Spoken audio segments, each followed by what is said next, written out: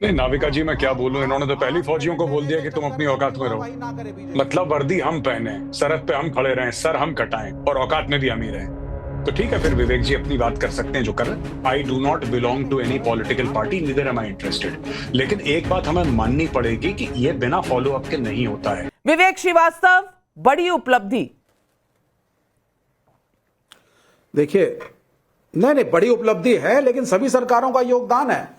अब देश 2014 में तो आजाद हुआ नहीं, बहुत बड़े रीअपील वाले बनते हैं तो 2014 में आप आ गए थे सत्ता में, 2018-19 4 साल लग गए आपको रीअपील के, क्योंकि सभी सरकारें पीरियोडिकली रीअपील कोर्ट में करती रहती हैं। ये भी बोलिए, आप बराक ओबामा को कोर्ट कर रही हैं। बराक ओबामा भगवान थे, और अगर भगवान थे वो टाइम मैगजीन का एडिटर भी भगवान होगा, जिसने कहा ये चीफ मिनिस्टर जो है ये डिवाइडर इन चीफ है। हमारे प्राइम मिनिस्टर नरेंद्र मोदी को बोला, वो अमेरिका के प्रेसिडेंट जिन्होंने कहा कि हम नहीं आने देंगे नरेंद्र मोदी को, चीफ मिनिस्टर गुजरात को 10 साल तक वीजा नहीं दिया अमेरिका में, उसको भी कोर्ट करिए आप। वाजपेयी ने अगर शांति वार्ता करी तो उसको भी कोर्ट करिए आप। यहां कहा जा रहा है साहब एयर चीफ मार्शल ने कहा कि हमें तो अटैक कर देना चाहिए। अब यह प्रोटोकॉल साहब भारत में मोदी के पहले नहीं था कि फौजी आकर के एडवाइस करेगा कि फॉरेन पॉलिसी क्या हो। The defence forces must know their place, और गौरव आर्या यहां बैठे हुए हैं। Protocol defence forces must know their place.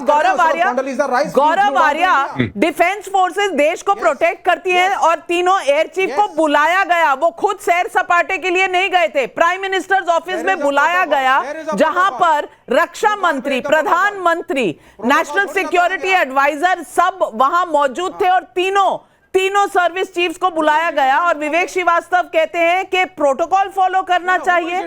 166 लोग मर गए, प्रोटोकॉल फॉलो करना चाहिए। नाविका, मैं एक बात बताता हूं जो विवेक जी की अपनी राय है।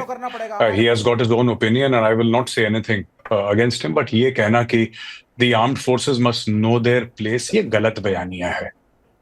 ठीक है, nobody has gone over the head of the prime minister, nobody can. All the chiefs report to the political hierarchy of this country and everybody knows his place. इसीलिए भारत में कभी मार्शल लॉ नहीं हुआ, ना ये हो सकता है भारत में, ना ये पॉसिबल है भारत में, ना किसी ने कोशिश करी, ना अपने सपनों में किसी ने सोचा। तो ये कहना कि the armed forces must know their place, अगर मैं हिंदी में इसका अनुवाद करूं कि फौजियों को अपनी औकात पता होनी चाहिए, ये गलत शब्द हैं। और आई डोंट माफी मांगिए विवेक श्रीवास्तव जी, आज माफी बनती है। जो लोग इस देश की रक्षा करते हैं उनके लिए ये शब्द आपके बिल्कुल फॉलो करोगे ना। एक बात कहना चाहता हूं, chief marshal air chief marshal गलत है, बराक ओबामा भगवान नहीं है। चाहते क्या है अजय आलोक जी? अजय आलोक जी, विवेक श्रीवास्तव चाहते क्या है? कहना चाहता हूं, नहीं तो time I just want to make a single point. Vivek please allow me. मैं सिर्फ ये कहना चाहता हूं कि जब भी ऐसी इमरजेंसी होती है, चीफ से पूछा जाता है कि क्या रिस्पॉन्स होना चाहिए, उनकी राय ली जाती है।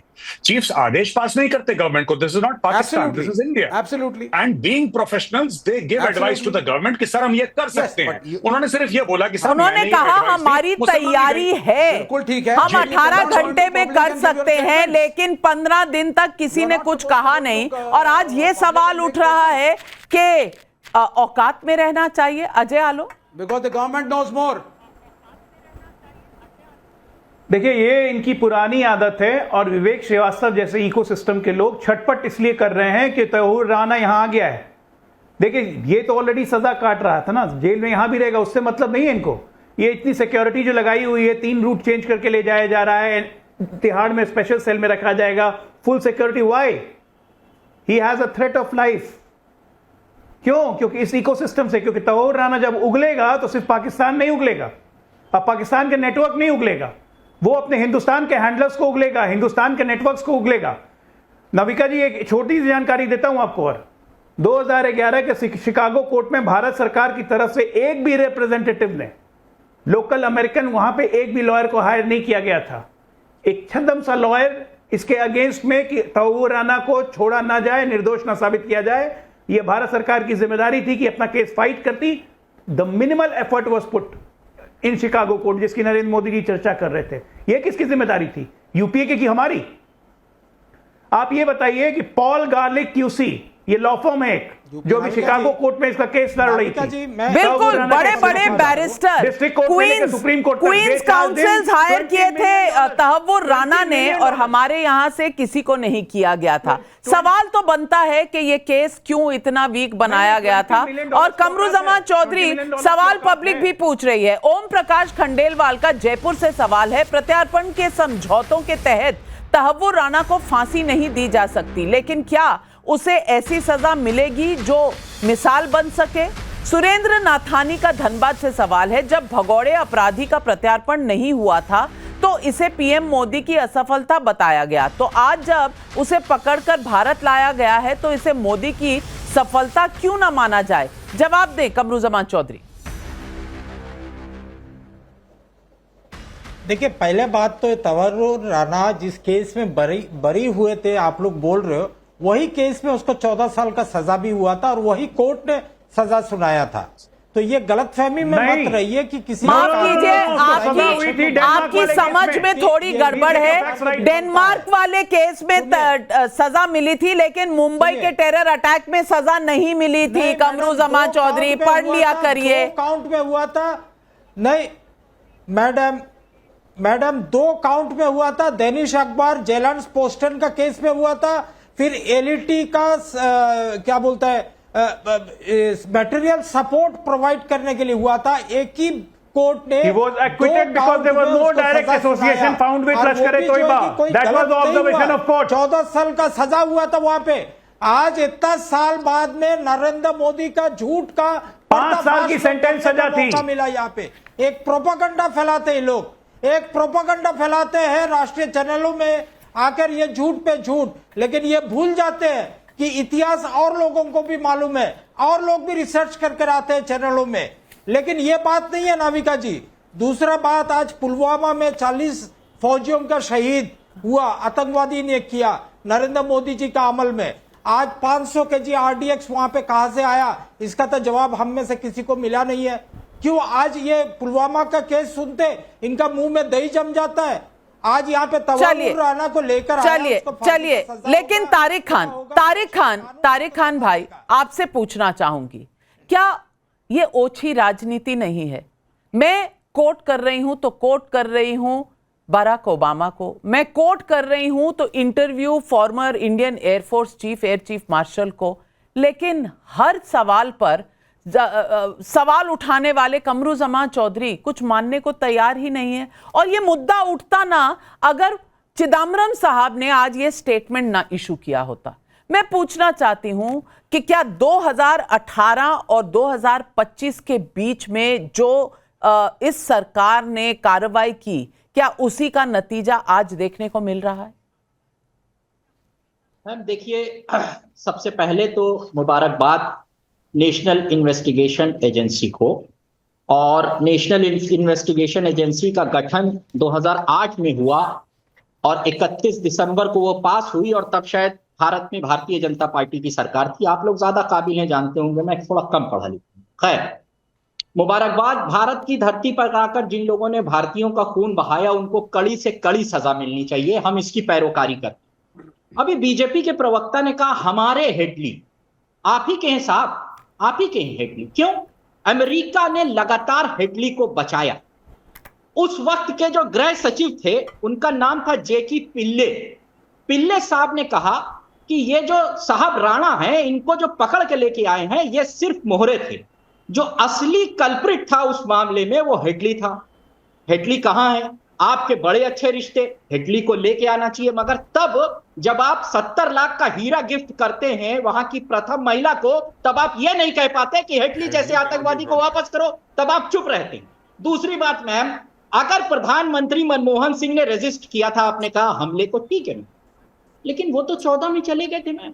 फिर पता नहीं कौन बिरयानी खाने चला गया अचानक वहां पर, पता नहीं कौन गया, गले मिला, शादी में बिटिया को गिफ्ट दिया, पता नहीं कौन था वो प्रधानमंत्री, मुझे पता नहीं है उनका नाम क्या है ma'am. Please give me the name of that great. Ajay Alok ji जवाब दें।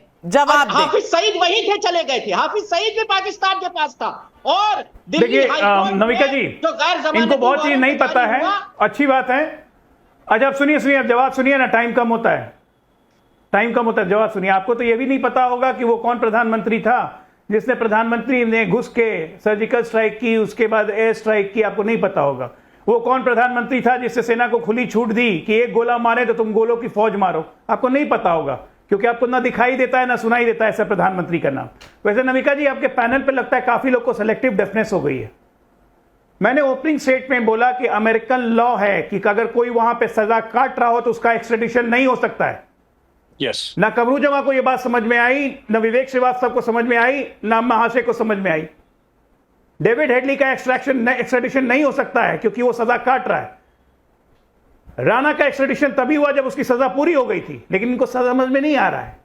सेलेक्टिव हियरिंग है क्या? कान में भोपू लगा के बोलना पड़ेगा।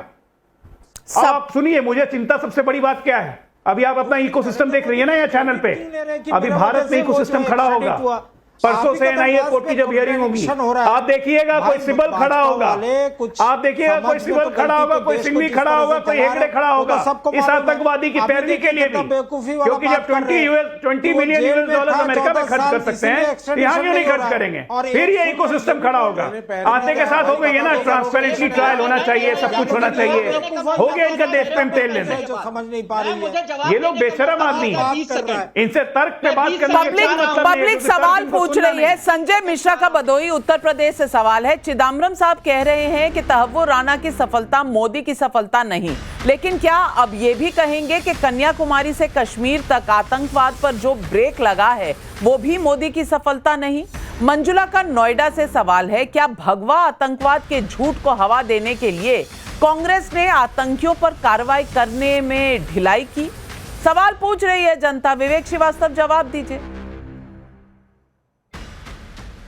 देखिए, दो चीजें बड़े मैं क्लियरली बोलना चाहूंगा।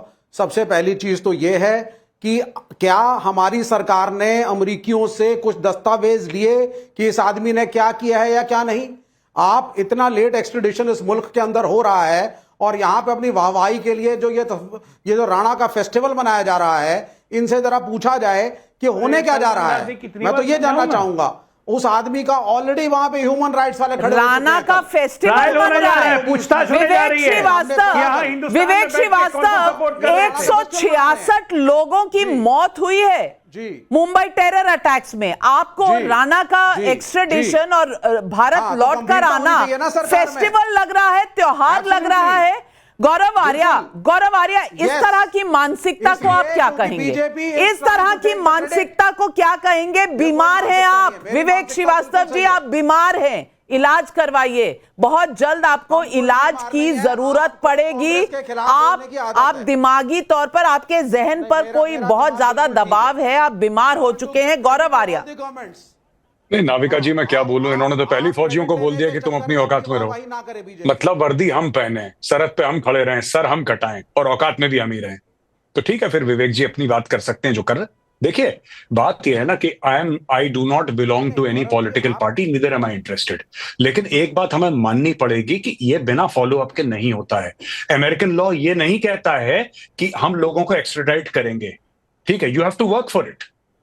मैं ये नहीं कह रहा कि कांग्रेस पार्टी के लोगों ने काम नहीं करा, मैं वो पॉइंट नहीं बता रहा हूं। मैं कह रहा हूं आज की तारीख में जब वो आए हैं तो पिछले कई सालों से फॉलो अप हुआ होगा, वेरियस गवर्नमेंट्स ने फॉलो अप करा होगा, इस सरकार ने भी करा है। I think we all deserve to be कांग्रेचुलेटेड।